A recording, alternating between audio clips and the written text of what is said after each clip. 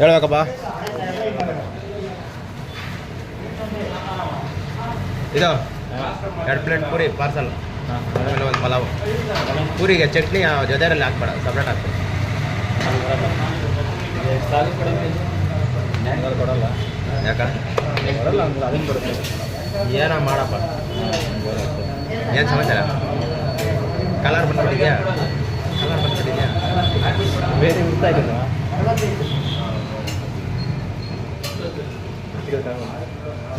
ಪೂರಿ ಬೇಡ, 2 ಪ್ಲೇಟ್ ಹಾಕು. ಚಟ್ನಿ ಅದು ಜೊತೆಯಲ್ಲಿ ಹಾಕ್ಬೇಡ. ಆ ಪಲಾವ್ ಹಾಕಾದ್ರನ್ನ 2 ಪಲಾವ, ಒಂದು ಪಲಾವು, ಆಮೇಲೆ 2 ಪ್ಲೇಟ್ ಪೂರಿ ಹಾಕು. ಅವರು పద్దెనిమిది ఒకటికి మందానికి ఒకటికి పెట్టిండాడు వాడు ఓనరు. అందుకే వాడు చట్నీ వేస్తే కలిసిపోతుంది.